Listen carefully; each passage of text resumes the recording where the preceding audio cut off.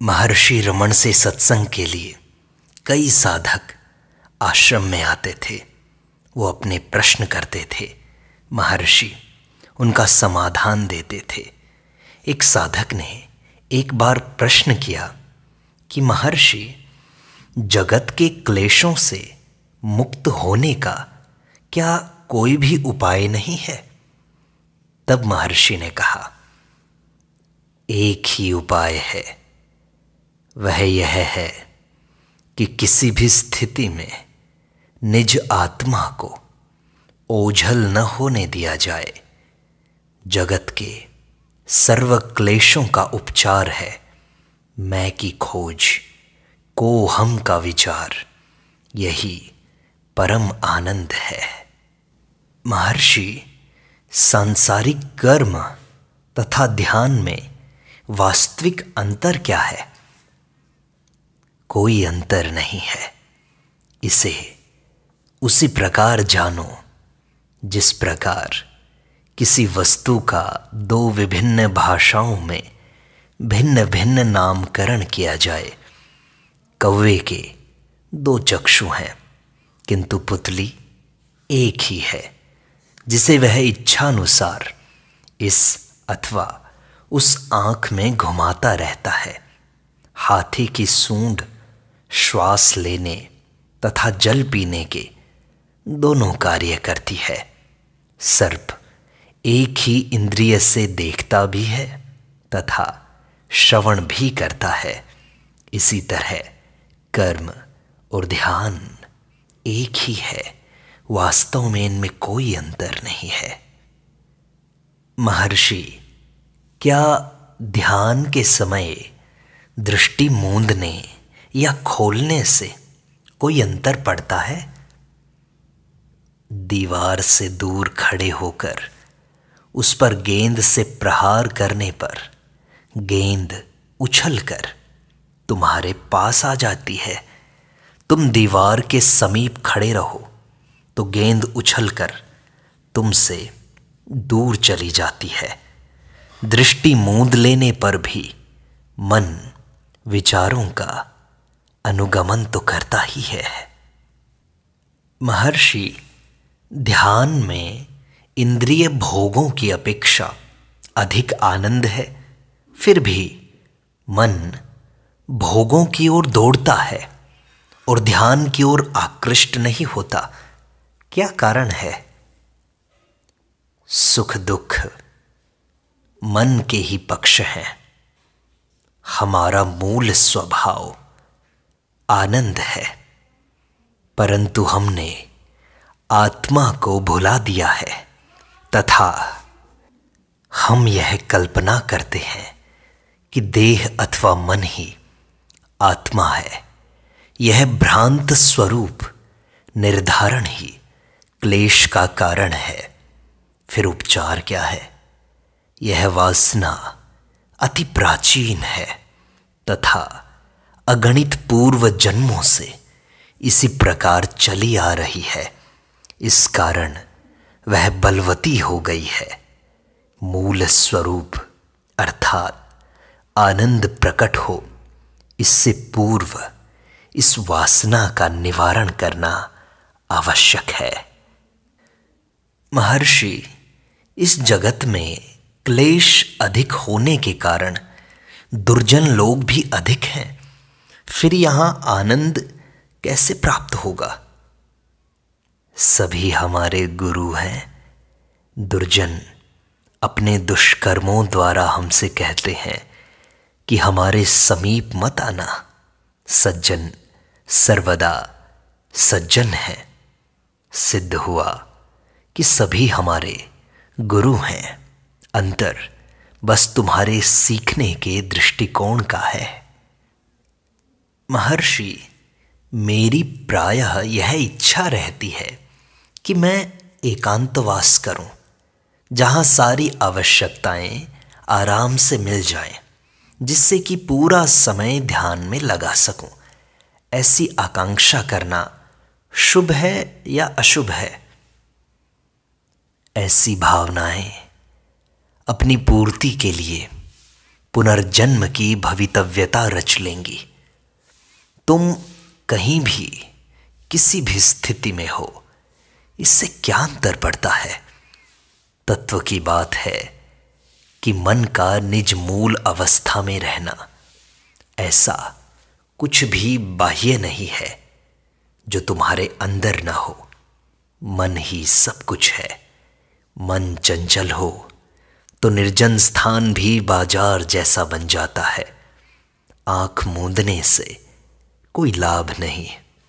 मनः चक्षु मूंदते ही सब अनुकूल हो जाता है। जगत तुमसे बाहर नहीं है। सत्पुरुष कार्य करने से पूर्व योजना नहीं रचते। इससे लाभ क्या है?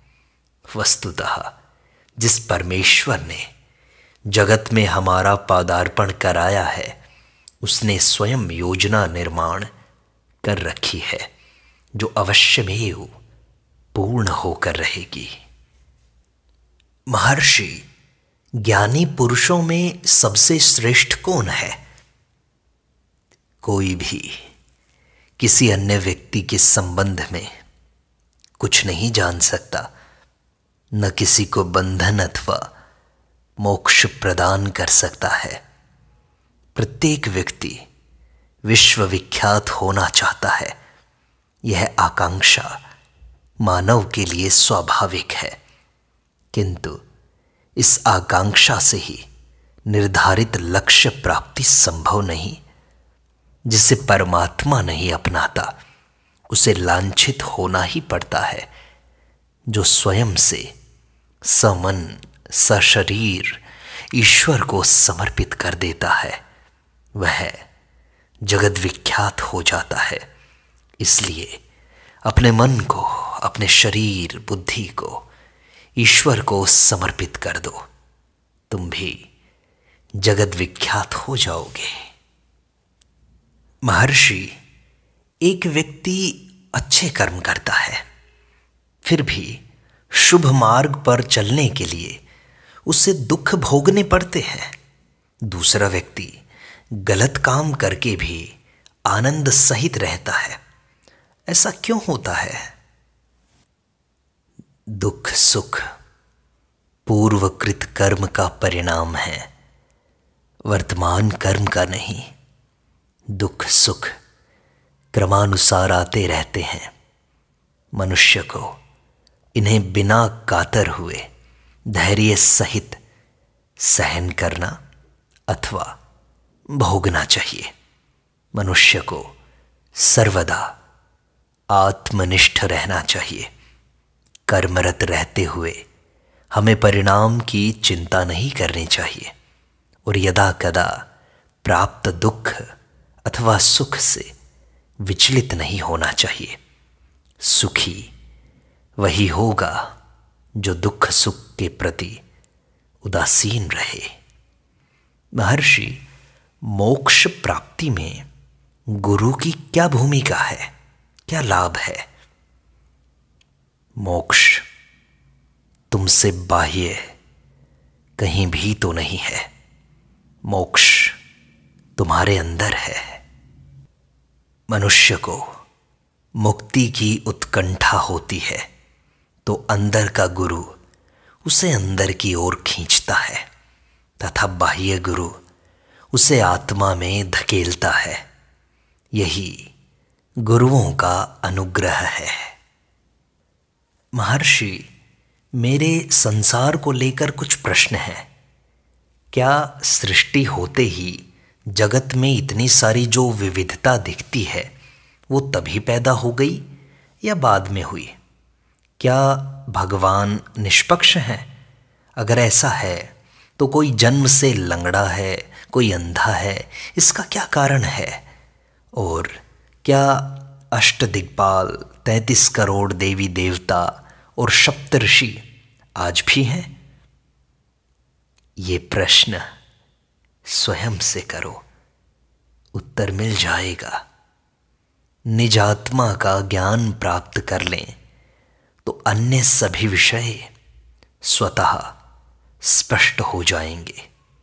पहले सारे प्रश्न छोड़ करके, सारे प्रश्न सृष्टि के विषय में हो, चाहे जगत के विषय में हो, चाहे ईश्वर के विषय में हो, कोई भी प्रश्न मत करो।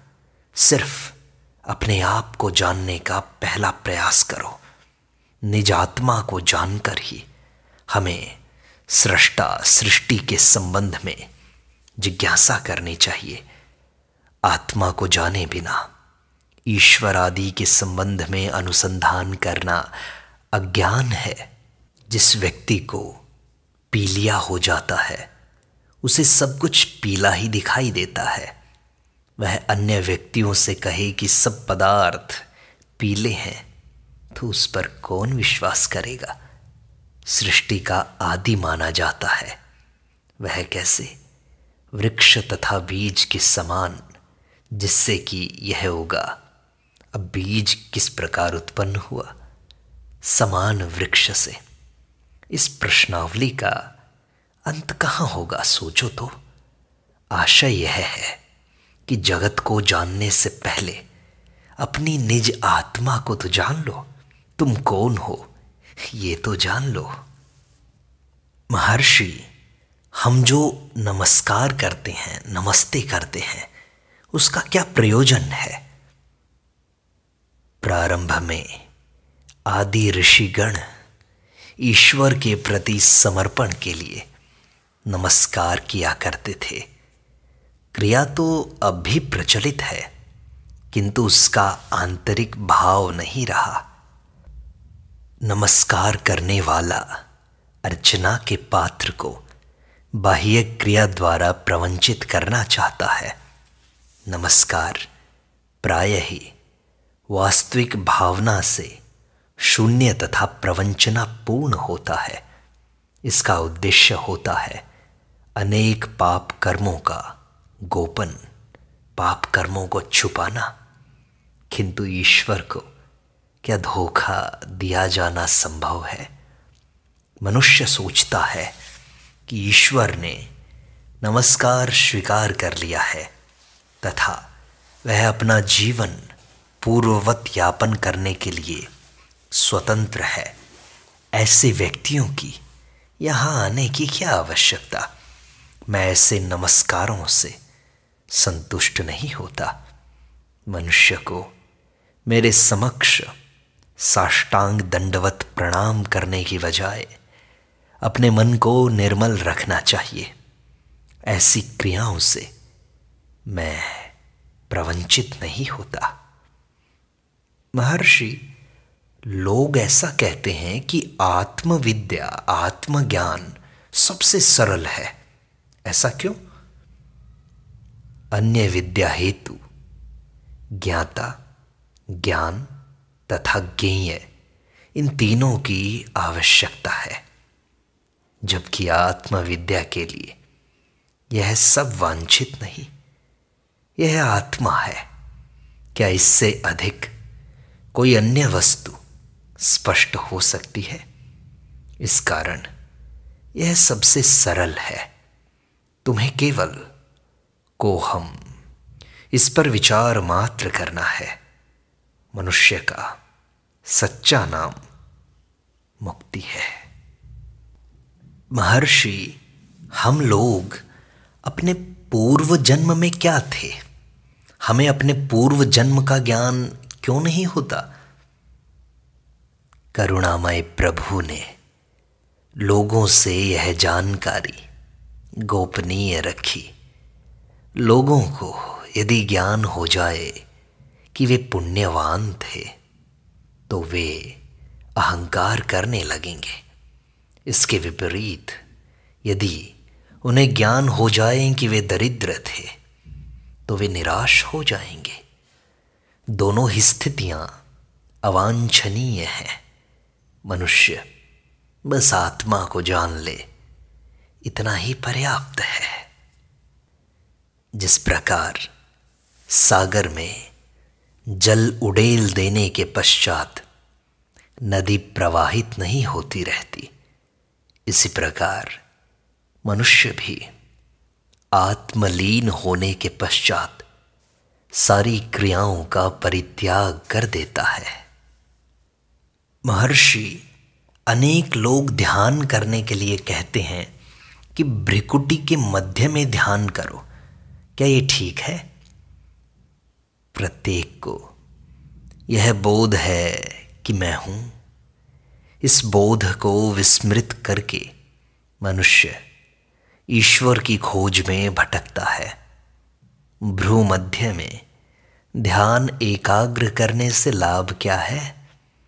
यह कहना केवल मूढ़ता है कि ईश्वर भ्रू मध्य में स्थित है।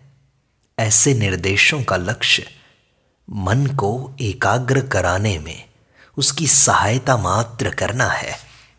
यह हठयोग द्वारा मनोनिरोध का एक साधन है। मन को हठपूर्वक एक दिशा में प्रवृत्त कर दिया जाता है। इससे निदिध्यासन में सहायता मिलती है।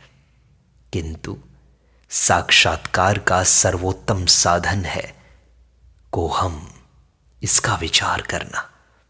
वर्तमान क्लेश मन को ही है तथा मन द्वारा ही इसका निवारण संभव है।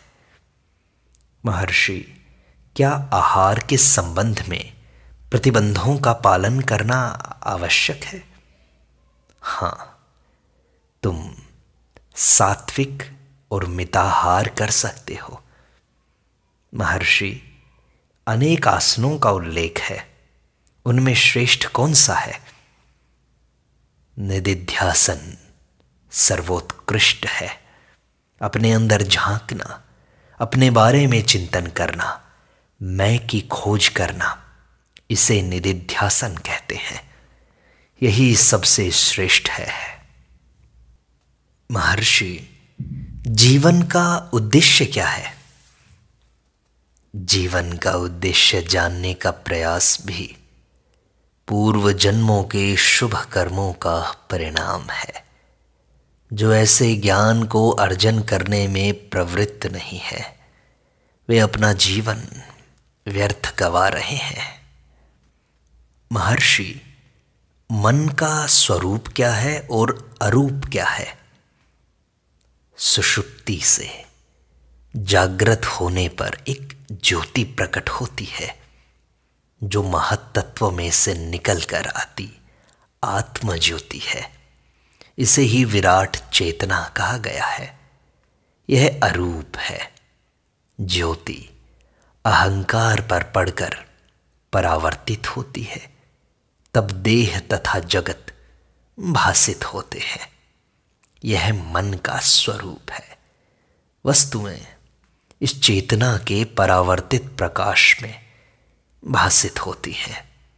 इसे ही ज्योति कहा है। महर्षि, ऐसा कहते हैं कि एक बार आत्म साक्षात्कार कर लेने पर भी मनुष्य वासनाओं से मुक्त नहीं होता। ऐसा क्यों है? तो साक्षात्कार क्या है? और क्या ज्ञानी को भी ऐसा ही साक्षात्कार होता है? तो परिणाम भिन्न क्यों होते हैं? अनुभव एक ही है। जाने अनजाने प्रत्येक व्यक्ति आत्मा का अनुभव करता है। अज्ञानी का अनुभव वासनाओं से आच्छादित है, जबकि ज्ञानी का अनुभव आच्छादित नहीं है। अस्तु, ज्ञानी का आत्मानुभव स्पष्ट है, स्थायी है। साधक चिरकालीन साधना द्वारा सत्य की झलक पा सकता है। वर्तमान में यह अनुभव स्पष्ट भी हो सकता है, तथापि पुरानी वासनाएं विक्षेप उत्पन्न करेंगी तथा उसका अनुभव लाभकारी नहीं रहेगा। ऐसे साधक को मनन तथा निदिध्यासन पर आरूढ़ रहना चाहिए, जिससे सारी बाधाएं निर्मल हो सकें। तब कहीं वह सद अवस्था में स्थायी रूप से अवस्थित रह सकेगा। महर्षि, ऐसा कैसे संभव है कि हम अपने आप को जानते भी हैं लेकिन फिर से भूल गए हैं? अज्ञान ने हमको ढक लिया है।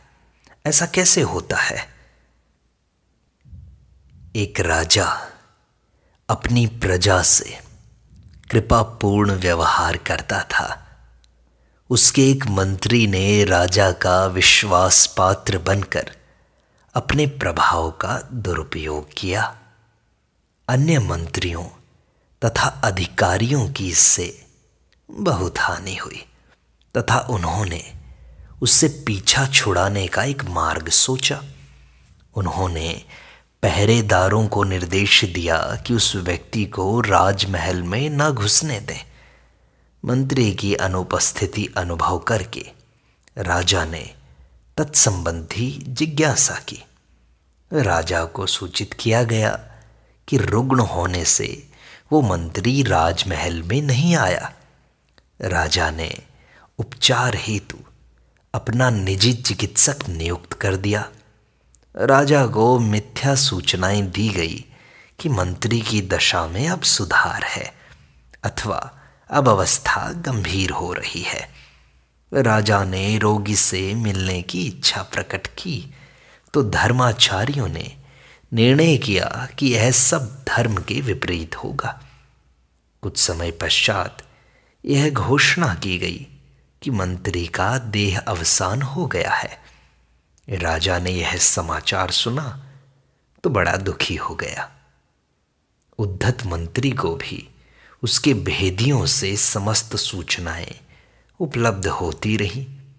उसने अन्य मंत्रियों को विफल करने की एक चाल चली। वह महल के बाहर प्रतीक्षा करता रहता कि राजा के बाहर आते ही वह राजा के समक्ष प्रस्तुत हो जाए।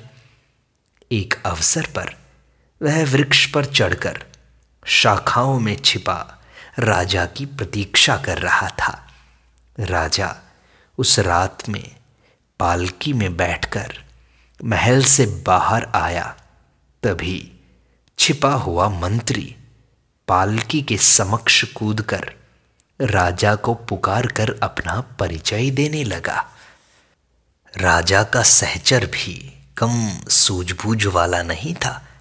उसने तुरंत ही जेब से मुट्ठी भर विभूति निकालकर हवा में उड़ा दी, जिससे राजा को आंखें मूंद लेनी पड़ी। सहचर ने महाराज की जय जयकार भी प्रारंभ कर दी तथा वादकों को संगीत आरंभ करने का आदेश दिया, जिससे कि उस व्यक्ति की पुकार कोलाहल में डूब जाए। उसने पालकी के कहारों को भी तेज चलने की आज्ञा दी तथा प्रेत बाधा से रक्षार्थ मंत्रोच्चारण करने लगा। इस प्रकार राजा यही समझता रहा कि मृत व्यक्ति का प्रेत ही उपद्रव कर रहा है। निराश मंत्री पूर्णतया हतोत्साह होकर तपस्या के लिए वन में चला गया। बहुत काल पश्चात राजा शिकार करते हुए उधर से निकला। वहां उसने भूतपूर्व मंत्री को समाधि में देखा, परंतु भूत बाधा के भय से राजा वहां से जल्दी ही निकल लिया। कथा का आशय यह है कि देह सहित उपस्थित होने पर भी भूत की भ्रांति के कारण यथार्थ का पता नहीं चला। आत्मा के हठपूर्वक किए गए साक्षात्कार को भी ऐसा ही समझो। हम अपने अंदर झांक कर नहीं देखते। हम केवल बाहर की चीजों में, सृष्टि को जानने में, ईश्वर को जानने में अपना समय लगाते हैं। खुद को नहीं जानने का प्रयास करते। इसलिए खुद को जानने का प्रयास करो। मैं को जानो।